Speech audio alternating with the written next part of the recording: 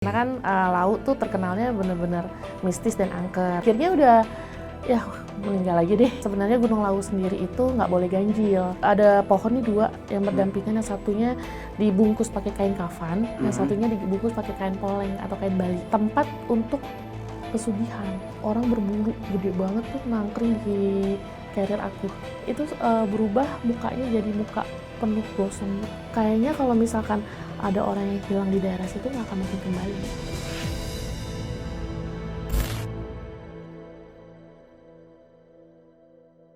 Hai teman-teman Opraskot dan Kalapunaholik. Hari ini ketemu lagi dengan Mongol dan seorang bintang tamu yang punya pengalaman mistis di saat beliau sedang mendaki sebuah gunung di Indonesia namanya Gunung Lawu yang berada di daerah Magetan, Jawa Timur. Halo, namanya siapa? Aku Vida. Namanya Vida. Ini Mida. Saya Vida Mida. Apa kabar? Baik. Kegiatan setiap hari ngapain aja? Kerja. Kerja lu Iya. tuh. Dia kerja. Nah, lu percaya pesugihan kan PA. Kerja yang benar. Tapi where you stay? Saya sorry, Kak Mongol baru habis dari Thailand. Jadi mulai mengamalkan bahasa Inggris. Something ya good lah. Ya, tinggal di mana? Di Cinere, Bang Mongol. Oh, anak Cinere. Nah, terus pengalaman yang terjadi di Gunung Lawu itu kapan kira-kira? Apa udah waktu lu masih kecil atau udah dewasa? Berarti suka mendaki gunung dong? Suka.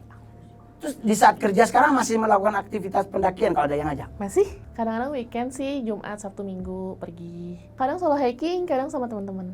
Wah gila, bahasa Inggrisnya solo hiking. Ada gue Solo, Jawa Tengah. Jauh kan? Nah, pengalaman naik gunung itu pasti kan ada banyak pengalaman unik ya. Iya. Saya juga pernah naik gunung. Dia ada 5 lokasi untuk istirahat. Mongol berhenti di kedua. Nggak kuat lagi naik. Gunung Faktor apa tuh, umur. Gunung Kelabat di Manado. Ya, jadi gua dari situ menyatakan diri menyerah. Mungkin faktor usia, udah nggak bisa nyampe ke atas. Karena gua waktu itu tumbang gara-gara kaki gua kena kayak orang Manado bilang tikus-tikus. Apa tuh? Kayak keram. Nah itu kalau tikus-tikus tuh dipijit makin sakit. Tapi pas ada teman dia bunyi nyeong, sembuh. Kok bisa? Karena tikus itu takut sama kucing. Gitu. Bisa. Tapi itu kasus punya pengalaman mistis mendaki Gunung Lawu itu tahun berapa kira-kira? Tahun 2016. 2016, sekarang 2023 berarti 7 tahun yang lalu ya. Iya. Itu gimana ceritanya? Jadi kan sebenarnya emang belum pernah ke Gunung Gunung ini? Lawu. Ah. Dan sebenarnya sama orang tua pun juga nggak boleh. Udah dibilangin. Udah nggak dibilangin sih, cuma dia bilangnya janganlah ke sana gitu kan. Soalnya tahu sendiri kan angker dia bilang gitu. Karena kan laut tuh terkenalnya bener-bener mistis dan angker gitu. Cuma waktu itu pas berangkat memang agak bohong sih. Jadi bohongin ke orang tua. Iya, bilangnya mau ke Gunung Gede. Oke. Pangrango. Taunya malah ke Lawu gitu. Dari Jakarta sendiri tuh kita bersepuluh. Tapi dari Jakarta ini mau ke Gunung Lawu, udah ada gejala-gejala yang akan something terjadi atau datar-datar aja? Sebenarnya kalau misalkan mau diurutin sih ada, Bang. Jadi kayak kita ketinggalan bis. Jadi kita udah beli tiket nih, tapi pas kita lagi makan, bisnya udah jalan. Ketinggalan Ditinggal bis. kaliannya? Iya. Akhirnya kita beli lagi dong? Enggak, udah nggak ada sama sekali. Jadi itu cuma 1 kali keberangkatan terus nggak ada lagi. Ternyata ada orang nih yang mau pulang ke daerah Solo juga, orang TNI. Akhirnya dia bilang mau nggak naik mobil saya, tapi satu orang 250.000. Ya udah, kita akhirnya ikut aja gitu, dianterin gitu. Nah, terus waktu itu bersepuluh, komposisinya perempuan 5, lakinya 5 atau? Perempuan tuh cuma 3. Cuman 3, cowoknya yang 7. Banyak ya. Nah itu mendakinya tuh udah memang dari mendaki itu dari umur berapa? Dari SMP kelas 3. Oh, jadi sebenarnya udah memang punya hobi mendaki gunung. Iya. Kalau biasanya kan cewek itu hobinya belanja gitu, ya kan, ngegibah. Tapi nggak semua ya, nggak semua. Tapi dari 100 cewek, 92-nya yang gibah, yang 7-nya yang enggak. Tetapi justru sebagai seorang perempuan yang harusnya terlihat anggun, justru lebih suka mendaki gunung. Kak Mongol aja, mohon maaf, saya mah sukanya berenang. Saya nggak suka naik gunung karena pasti ketakutan dengan lintah dan sebagainya. Terus kondisi jalan yang membuat takutnya longsor dan sebagainya, bisa tak jatuh ke jurang. Hal seperti itu pernah nggak terpikir di pikiran Vida? Pernah terpikirkan. Dan bahkan waktu itu juga pernah waktu lagi nanjak Gunung di Rinjani pun itu pada saat gempa Lombok. Jadi benar-benar kita ada di daerah pos yang mau ke puncak. Berarti otomatis waktu itu kalian berhenti? Berhenti. Iya, karena kan lagi gempa ya. Iya. Karena takutnya juga terjadi sesuatu dengan gunungnya. Nggak ada yang mengingatkan untuk hati-hati. Ya sebenarnya kan kalau gempa gitu kan tiba-tiba ya. Jadi iya, ya. kita ya udah di sana pada saat gempa, ya udah mikirnya udah ya meninggal lagi deh. Ya Hope udah pasrah lah. lah. Tapi kalau yang kasus Gunung Lawu itu kayak gimana sih? Maksudnya rentetannya tuh terus punya pengalaman gaib, hal apa yang lu anggap itu gaib? Apa ada penampakan? Penampakan sih jelas ada.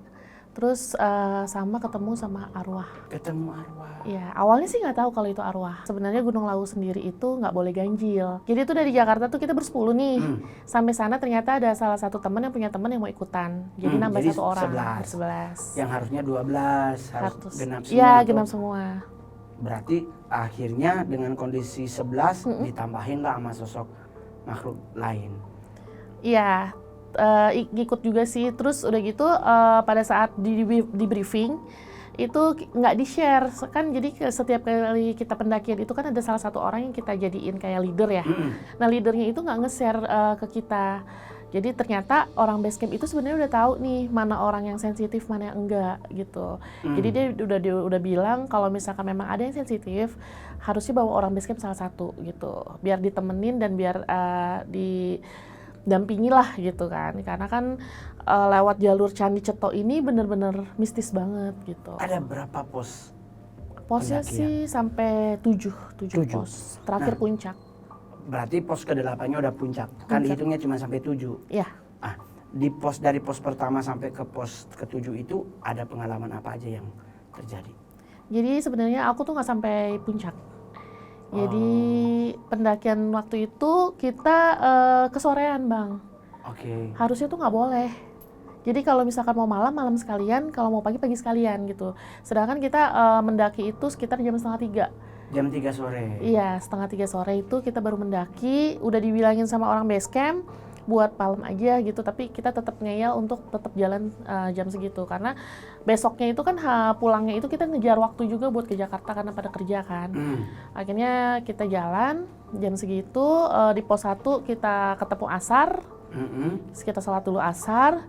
Sampai akhirnya di pos 2 kita ketemu maghrib sama isya.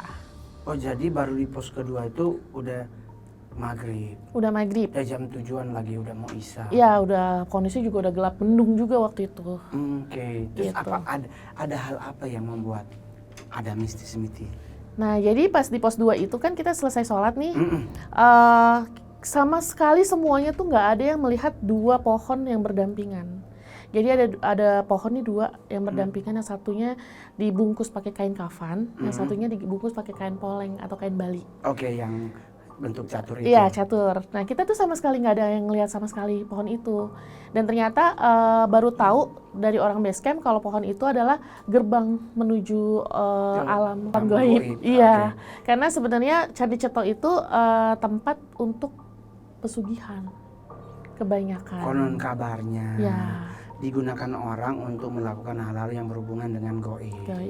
Nah, di saat itu terjadi, Vida ngelihat bahwa ada gerbang itu. Gerbang itu sih aku nggak ngelihat, cuma untuk kayak suara-suara teriakan, ketawa itu emang dari sore menjelang maghrib itu tuh udah ngikutin aja di belakang gitu. Nah kalau untuk pendaki gunung itu kan di belakang itu kan yang terakhir itu kan ngejagain yang barisan depan kan. Itu aku selalu menghitung tuh barisan belakang tuh selalu ada 2 orang. Di belakang berasa masih ada 2 orang. Masih ada 2 orang lagi. Oh, kok gue jadi merinding ya. Tapi Vida ngerasain apa? Nah pada saat setelah di pos 2 itu beberapa teman kan memang ada yang buang air kecil kan. Jadi itu menurut orang base camp nih ya, pada saat mereka buang air kecil itu ternyata sejajar sama si pohon ini alirannya. Dan padahal itu nggak boleh gitu. Tapi namanya kita nggak tahu kan ya, kita pokoknya ada tempat bisa buang air kecil, ya kita buang air kecil di sana gitu kan. Itu waktunya kalau nggak salah udah sekitar jam 7:30 malam. Itu mau menuju ke pos 3, pos selanjutnya lagi. Cuma selepas dari pos 2 itu kaki aku tuh udah berat. Dan itu nggak dialamin cuma sama aku, sama ada salah satu teman juga kakinya juga berat gitu kan. Cuma pas barisan kedua aku ngeliat salah satu teman aku tuh carrier-nya tuh ada yang ditangkringin sama anak kecil. Nah sampai akhirnya aku bilang, kalau kamu mau nangkring di sana, mendingan di sini aja. Aku bilang kayak gitu. Oh ya udah, akhirnya dia hilang nih. Aku nggak tahu dia kemana gitu kan. Tiba-tiba carrier aku tuh berat, tapi beratnya tuh melebihi si anak kecil ini. Pas giliran aku nanggak gini, ternyata orang berbulu gede banget tuh nangkring di carrier aku. Jadi otomatis aku kalau jalan begini. Bungkuk dan ini sakit sekali. Dan itu baru di pos 3? Sebelum pos 3, masih 30 menit lagi sampai pos 3. Terus akhirnya lu pingsan atau? Awalnya tuh kayak jatuh, terus kaki tuh kayak ada yang ke-tackle gitu. Jadi berkali-kali tuh emang sering jatuh di situ. Teman-temannya tahu menolong. Iya. Cuma nggak berpikir yang macam-macam. Tapi dari waktu dari base camp di bawah nggak bawa orang base camp untuk nemenin? Enggak. Jadi benar-benar kalian bersolo sebagai tim. Karena kalau beberapa kali kita mendaki gunung, kita selalu melibatkan orang lain, orang situ yang menemani kita. Kalau bahasa kitanya nggak apa-apa kita kasih beli jajan, tapi setidaknya dia udah mengetahui area yang kita mau lewatin. Waktu itu kalian nggak ngelakuin? Enggak, karena tim leader juga nggak bilang sih. Gitu. Terus akhirnya dari kasus jatuh itu, terus Vida ngelihat bahwa ternyata ada orang besar yang nangkring. Tapi kan berarti tetap jalan sampai ke pos 3 dong? Iya, jalan. Terus pokoknya 15 menit sebelum pos 3 itu aku sempat muntah. Nah itu dada tuh udah sakit banget, udah bener-bener kayak orang ketindih. Ketindian gitu. Udah engap, udah sakit, kaki tuh udah sakit banget sampai betis tuh uratnya itu kayak merengkol gitu tuh sakit banget. Terus jadi akhirnya sampai ke pos 4 akhirnya Frida nggak sadarkan diri? Ya, jadi sampai pos 3 itu aku habis muntah nih, di center sama temen aku ada bercak darahnya. Makanya di situ pendakian dihentikan. Akhirnya kita ngeres di pos 3. Padahal sebenarnya di pos 3 itu kita nggak boleh kemah. Jadi cuma buat ngeres aja. Cuma pada saat itu menurut temen aku berkemah aja karena posisinya aku tuh udah dingin gitu loh, udah dingin, udah pucet, udah biru gitu. Jadi pada saat aku istirahat di antara carrier, aku tuh ngerasanya tuh aku tidur. Tapi sebenarnya menurut teman-teman aku nggak sadar 2 jam. Tapi Vida merasa Vida tidur? Tidur. Terus di saat lu nggak sadar itu apa yang terjadi? Aku apa masuk ke dimensi lain atau lu nggak tahu apa-apa? Kalau dari mimpi ya, aku tuh ingetnya tuh aku main sama 3 pendaki. Yang 1 laki-laki, yang 2 perempuan. Ketiga pendaki itu. Kita ya seperti biasa mendaki gitu, terus bercanda-bercanda. Cuma memang yang laki-laki ini nih minta tolong. Dan yang perempuan ini satunya mau curhat, sama satunya lagi tuh mau ngomong apa gitu. Akhirnya kita mendaki sampai ke pos 4, terus aku mau nolongin si laki-laki ini nih. Pas kita mau nolongin laki-laki itu, ada 1 tas ranselnya dia kayak carrier-nya gitu, itu nggak bisa diangkat. Habis itu aku nggak ngerti lagi mimpinya aku itu gimana, nggak ngerti. Cuma menurut teman-teman aku pada saat itu aku tuh udah dingajiin karena nafasnya tuh udah pendek banget. Jadi mereka tuh nyangkanya tuh aku mau mati. Gitu. Terus dengan kondisi itu terjadi, tapi Vida tahu bahwa Vida ini mengalami ini hanya dalam bentuk mimpi. Tapi teman-teman udah berpikir bahwa Vida akan game over saat itu juga. Karena dari kondisi bernafas udah tipis banget. Terus badan udah dingin, sedingin-dinginnya. Terus mungkin mereka mikirnya aku kena hipotermia. Tahu. Gitu. Terus bagaimana akhirnya Vida bisa sadar? Nah itu tiba-tiba ada, jadi menurut temen ya, tiba-tiba ada 3 orang nih pendaki. dua perempuan itu sama satu laki-laki.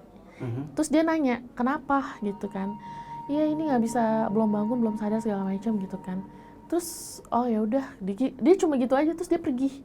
Padahal menurut orang base camp, rombongan yang terakhir itu adalah rombongan kami, nggak ada lagi rombongan lagi. Gitu. Akhirnya malam itu karena udah jam 12:30 pagi, kita nggak ngelanjutin perjalanan. Akhirnya kita ngeres di pos 3 itu. Buka kemah mau nggak mau. Nah pada saat itu nih Bang, jadi jam 1:30-an, aku inget banget 1:30-an, aku tuh pengen buang air kecil. Kan aku tidur nih sama laki-laki nih, karena dijagain, aku takut kenapa-napa gitu kan. Tidur sama laki-laki, pas aku mau buang air kecil, mereka bilang di depan tenda aja.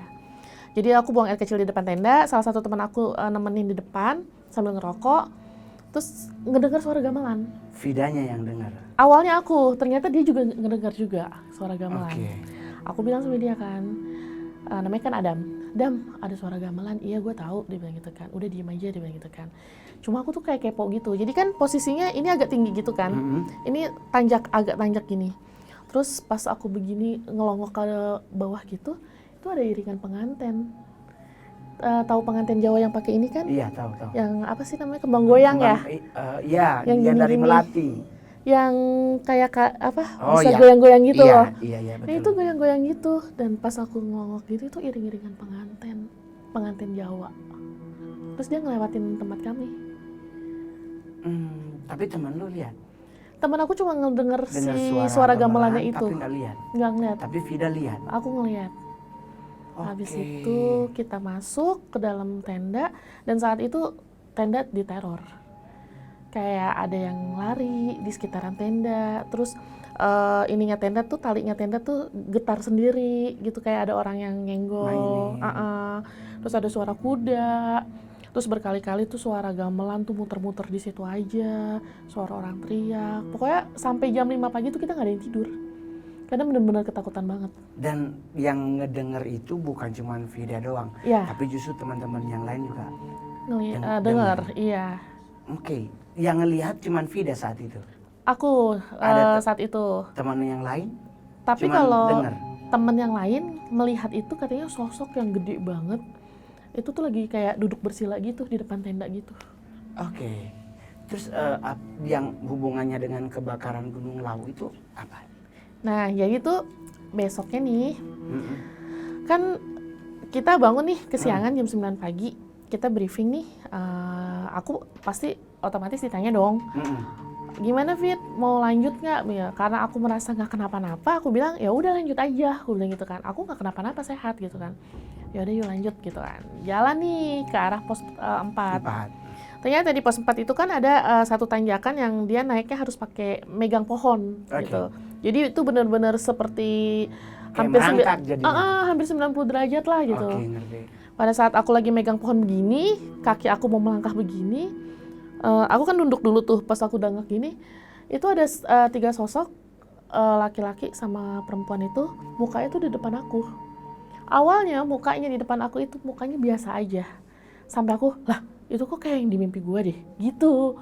Tapi lama-lama pas aku mau ngelangkah, itu berubah mukanya jadi muka penuh gosong gitu. Terus otomatis aku kaget, aku jatuh, dak ke bawah.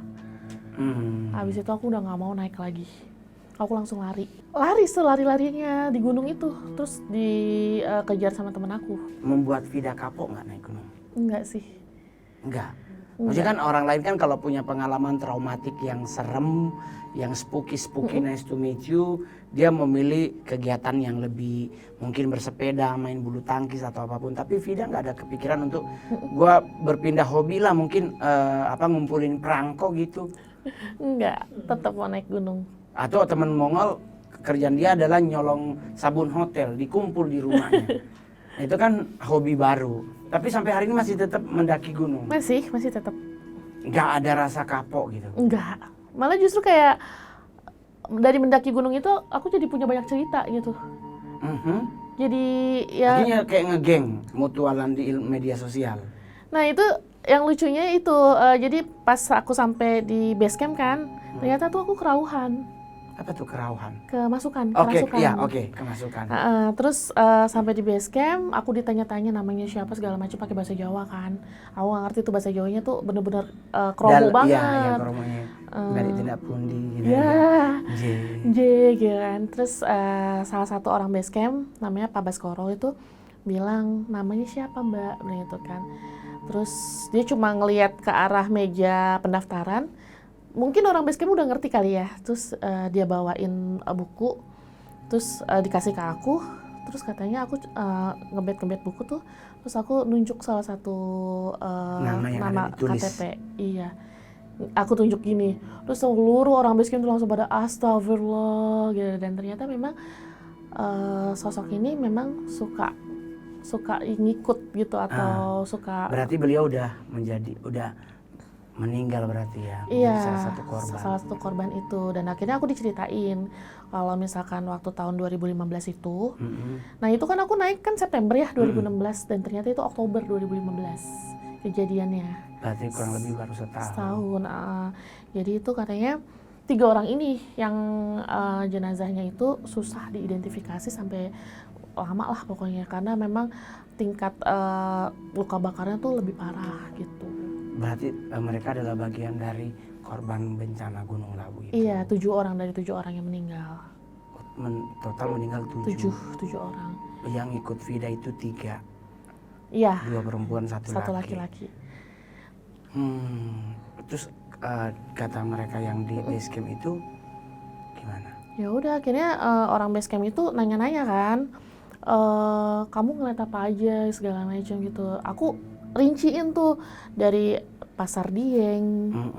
Ternyata aku di Pasar Dieng aku ngeliat salah satu gua yang dijaga sama hewan buas gitu dan itu aku bilang ya sejenis yang ada bulu-bulunya itu harimau macan ya.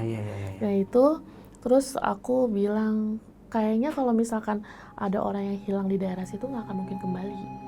Dan ternyata kejadian sampai saat ini.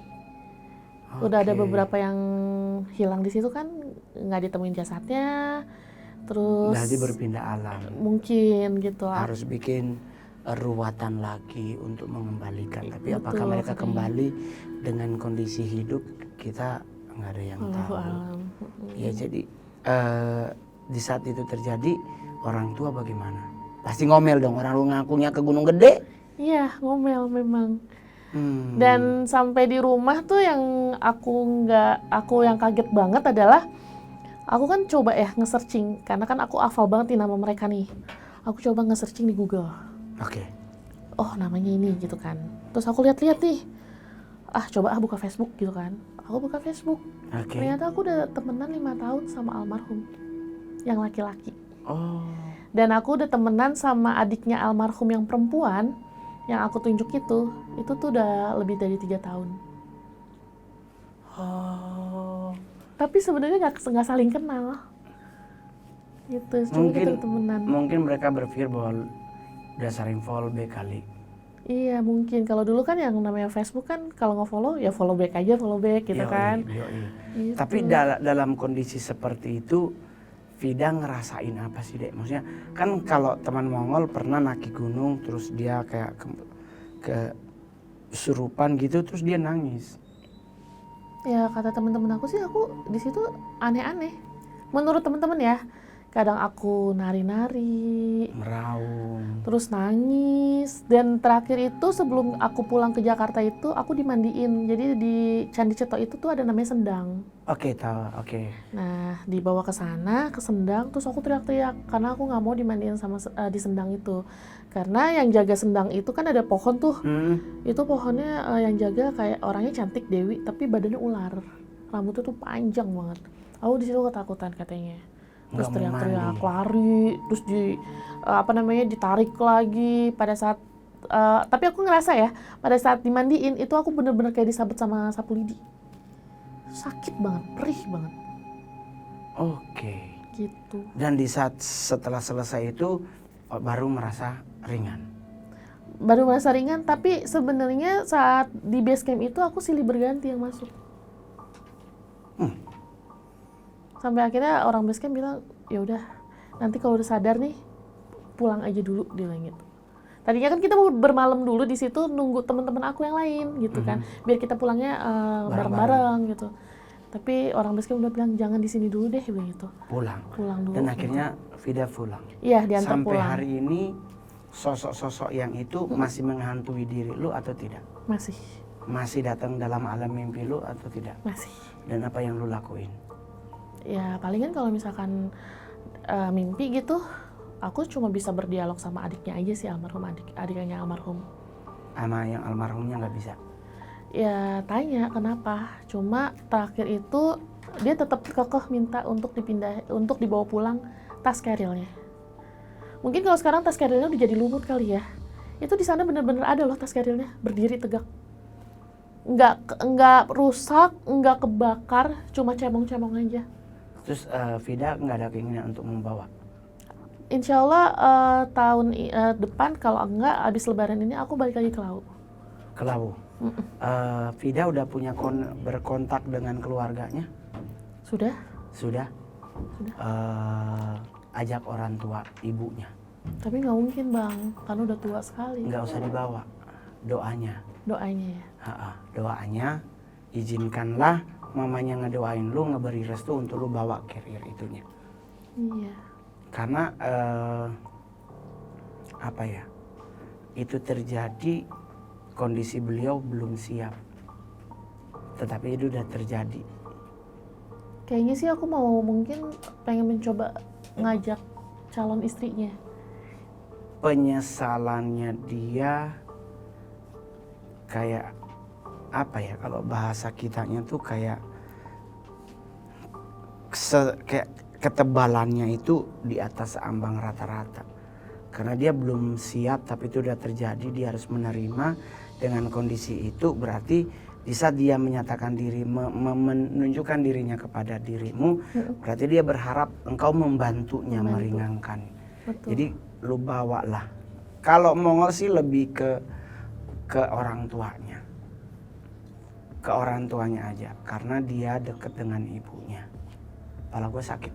Dia dekat dengan ibunya, maksudnya doa ibunya itulah knows bisa membuat Vida bisa menuntaskan apa yang ingin dia sampaikan. Betul. Atau kalau tidak ada alternatif kedua, Vida naiklah ke gunung itu, bawa bunga kembang 7 rupa. 7 rupa, betul. Bawa air dari Sendang. Ya, bawa air taruh di botol. Aqua. Ya, Aqua lah, nggak apa-apa merek. Dibawa Aqua di botol. Nggak usah yang 1 kilo atau galon, nggak bisa dipikul. Yang di botol kecil aja, yang kayak botol yang ini. Kecil, 300 ml, isi air Sendang, bawa kembang 7 rupa. Kalau bisa jangan ada warna hijaunya. Di Pakaiannya? bunganya. Oh, di bunganya. Ya, di kembang itu kan Berarti kadang ada yang daunnya hijau. ya? Jangan ada yang berwarna hijau. Nah, lu taruh di di carriernya itu, lu siremin pakai air Sendang itu, udah lu angkat. Tapi lu tetap bilang bahwa ini untuk kebaikan. Kalau ada yang mau disampaikan, kalau beliau ingin menyampaikan sesuatu, sampaikan adalah bentuk mimpi. Gitu aja. Yang penting nggak kapokkan kaki gunung. Enggak.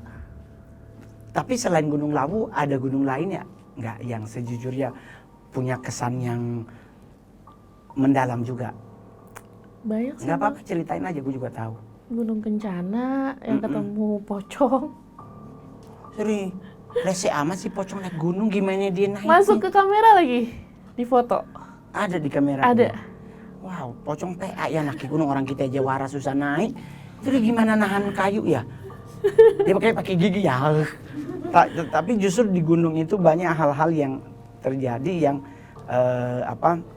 ya akan kita alami kalau kita memang paling berbahaya itu adalah orang yang sombong naik gunung.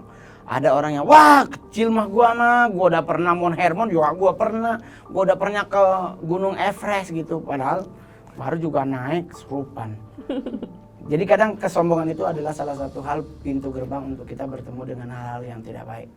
Oleh sebab itu kenapa semua gunung di Indonesia itu ada namanya term and conditionnya. Iya. Nggak boleh naik jam segini, nggak boleh ngomong segini, nggak boleh bersiul, nggak boleh pakai baju segini, Ya. nggak boleh pakai ini. Ada syarat, dan itu buat teman-teman Kalapunaholik maupun Opera Squad yang suka mendaki gunung, sebaiknya adalah mendingan mematuhi.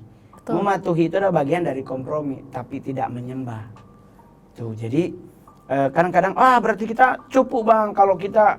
Enggak, itu bagian dari kompromi. Karena kalau sesuatu di ambang batas terjadi, itu paling berbahaya. Jadi selain Gunung Lawu, gunung apa lagi yang ada dalam target operasionalmu? Mau Gunung Kerinci sih sama Gunung Salak. Karena Gunung Salak nggak pernah sampai tuntas, Bang. Ya mungkin kalau Gunung Salak ya lo harus pilih Salak Madu apa Salak Bali gitu. Ya kan. Ya Gunung Salak. Tapi kan lu juga punya pengalaman kemasukan sosok harimau kan? Harimau? Mungkin. Tapi bapak emak orang mana? Bapak orang Jawa, ibu orang Betawi. Oh, bapak orang Jawa, Jawa mana? Jawa Tengah. Orang Jawa Tengah, tengahnya mana? Pemalang. Orang Pemalang, ibunya orang Betawi. Ya. Oke, dua-duanya masih sehat walafiat. Alhamdulillah. Vida berapa bersaudara? Punya adik 3, yang salah satunya meninggal. Oke, itu enggak. Tapi Berarti tinggal 2. tinggal 2. Berarti tinggal lu bertiga sekarang. Oke. Tapi kan konon kabarnya di gunung, lu pernah nggak mendaki gunung melihat sosok harimau? Pernah, itu di Gunung Salak. Di Gunung Salak itu? Iya. Tapi itu nggak sempat naik sampai di atas? Enggak, karena tiba-tiba itu yang cerah, tiba-tiba hujan Jadi gelap. badai. Vida, kalau lu mau naik gunung, perubahan cuaca itu terjadi sepersekian detik. Yang harus kau lakukan adalah, kalau ada sesuatu dalam kantongmu, buang. Apapun? Apapun. Handphone juga dibuang? Handphone naik gunung jangan taruh di sini dong. Taruh di carrier dong. Handphone itu kalau mendaik gunung, kalau lu megang handphone nggak akan konsentrasi. Tapi selain maksudnya handphone, kadang kan ada orang yang suka masukin gorengan, gitu, makanan, itu harus dilepas. Itu solusinya kalau pingin. Jadi jangan dibawa terus, nggak akan pernah nyampe karena pasti cuaca tidak mendukung. Karena ada beberapa hal yang kadang yang kita bawa tuh diingini mereka, atau ada beberapa hal yang tidak mau mereka inginin lu bawa. Nah itulah, taruhlah, buka lepas, bukan handphone ya, maksudnya kayak makanan gitu. Udah punya pacar? Udah? Udah nikah belum? Belum. Pacarnya nggak melarang mendaki gunung? Enggak. Dia nggak mendaki gunung? Mendaki juga. Oh dia sama? Sama, tapi jarang-jarang. Dia nggak dia terlalu jarang. suka soalnya.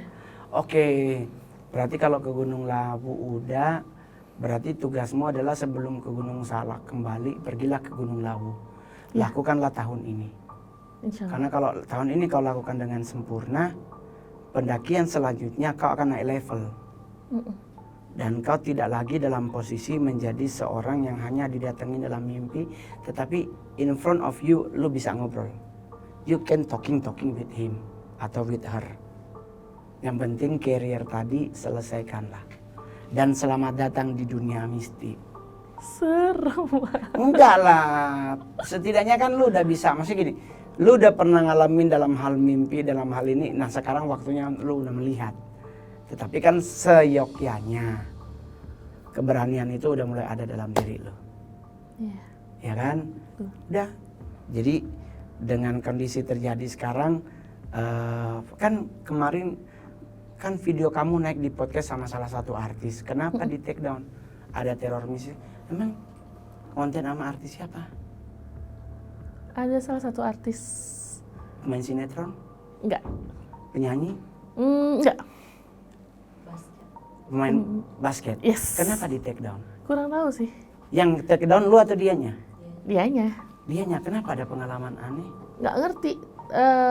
Aku sih mikirnya apa saat aku kesurupan, kan di situ kan sempat kesurupan juga. Lu sempat kesurupan? Di situ. Karena memang dilempar sama, maksudnya udah lu kesurupan aja gitu ibaratnya.